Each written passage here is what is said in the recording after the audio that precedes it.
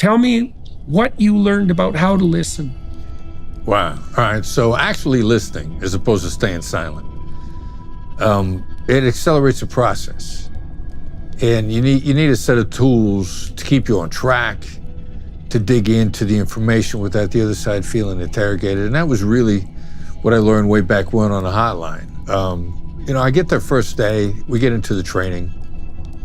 And I remember the thing that struck me first was they said, all right, your calls are limited to 20 minutes.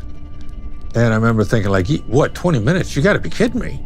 Like, on TV, they're on the phone with people for hours, if not days. 20 minutes. And they said, no, as a matter of fact, if you actually use the skills correctly, it'll take less than that. And so you get taught a set of listening skills on how to dial in and the clues of what to listen for, and then how to get the person interacting with you without making them feel interrogated.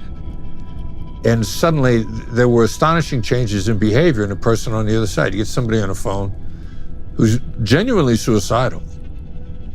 And 15, 17, 18 minutes later, they're in a good place and they're ready to go back and take on the world based on the experience. So, and then I started learning some of the science after it, science, pseudoscientists. I'm a layman, I'm not a scientist. But in our capacity to hear words exceeds the amount of information we can keep in our head. But the amount of information in your tone of voice is going to tell me more than the words are. So how I learned to listen was the words are the starting point, but the tone of voice and the body language and what's the alignment. And then if there's a shift in the alignment in that moment, to look for it and then anticipate. I know now that you as a human being, you in general terms, the negativity is going to cloud your thinking more than anything else. So I'm listening for those negatives. And from the hotline, and now what we do in a Black Swan Method, how do I deactivate those negatives to clear your head or even anticipate them? So it's applied emotional intelligence. And then why listen? Because what we would call in hostage negotiation a change of behavior, and in business negotiation or personal interactions, you changing your mind as to the best outcome is going to come much more quickly and effectively and in a lasting way than if I talked you into it or if I misled you. I want whatever agreement we come to be durable, to last, without me having to come back to you daily to see where we are. And that's what listening is really about, understanding the nuances of what's now backed up by neuroscience and what people in hostage negotiation and you as a practitioner in the field of human nature for years came to learn was the reality of how human beings think and how they react. Yeah, well, you said you want to negotiate a durable solution, and that means one that will sustain itself without you having to come back. And so you could put it this way, you can become a micromanager because you have a certain obsessiveness of character, let's say, and a certain intrinsic distrust. And then that's something you should work on. But you can also become a micromanager if you negotiate a very bad agreement with someone. Because if you've talked them into it or forced them into it, and they feel that they've been taken advantage of, then their heart won't be in the task. And what that will mean is that they will be looking for escape routes all the time instead of doing what they're supposed to be doing, and that you'll have to go back to them in the most frustrating of manners and use up all your valuable time and energy trying to enforce a stupid agreement that you shouldn't have made to begin with. And this is part of the problem. You said, you don't want to talk someone into something. Right. That's not the same as informing them about an opportunity that they might not have conceptualized and laying out a different route. But really what you're aiming for is voluntary agreement, like full voluntary agreement. And right. Part of the reason, and you touched on this, part of the reason that listening is so necessary is because if you listen to the person, you can find out and help them find out what it is that they actually want and how that could conceivably be delivered to them. And, you might think the person already knows that, but it's not necessarily the case. People think, well, they're talking. And in fact, that's how most people think, period, is when they're talking. And it also means if no one's listening to them, they almost never have an opportunity to think. You could imagine, like, even if you're running a restaurant, I shouldn't say even, it's very difficult to run a restaurant. If you're running a restaurant, you're hiring a dishwasher.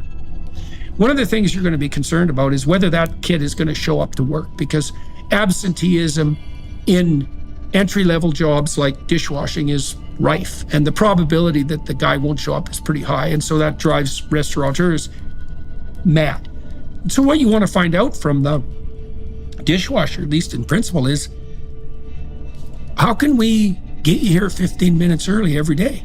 It's got to be a serious question. It's like, I want you to think about this for a minute. You're 15, let's say, you got your entry-level dishwasher job. It's like, under what conditions would you be pleased enough to come to this workplace so that you actually come? And what impediments can you imagine that might arise? And how can we set the situation up so that that probability is decreased? And that is all you want to know from the kid, what he thinks might sideline him so that you can circumvent it if possible. And obviously the same thing applies as you scale up the sophistication of the negotiations.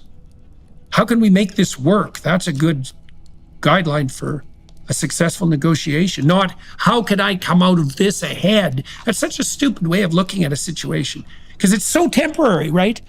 If I screw you over while we're talking because I'm better at verbally manipulating you, and I think you won't take that out on me opportunity by opportunity as we move forward into the future, I'm an absolute bloody damn fool.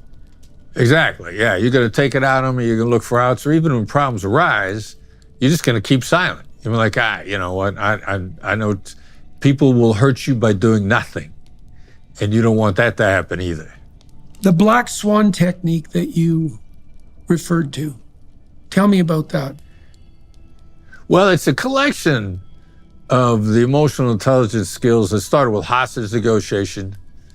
There were 8 FBI hostage negotiation skills. And I came out thinking, like, there's some adaptability here. After I went through the Kennedy School, I was lucky enough, I got into Harvard Law School's negotiation course as a student when I was an FBI agent. And I worked with some brilliant people there. Sheila Heen, Doug Stone, Bob Mnookin, Bob Bordone, brilliant people. And I just did my hostage negotiation thing when I was going through the course. And they said to me, you're doing the same thing we are. The stakes are different, but the dynamics are the same. So I thought, all right, so I'll use these. FBI called them active listening skills. Harvard called them active listening skills. We had made them very definable, very practical, very usable. Because when you're teaching skills to cops, if it's not usable and practical and clear, like, you get booed off the stage fast. They want practical stuff. And when Harvard really gave me the green light, like, this stuff works, I started teaching at Georgetown afterwards. My son Brandon was a critical part of the development of those skills. And we just took the 8 skills, we got them 9 now. We made some slight tweaks in some of the thoughts as we applied them to business and personal life. But it's a collection of emotional intelligence, tactical empathy skills that work because of the way human beings are wired worldwide. They work on the limbic system, which is the emotional components, the circuitry, the wiring in the brain that everybody has by virtue of the fact that they're human. And it pretty much operates the same, regardless of gender, ethnicity, religion, geography, diet, because you're human.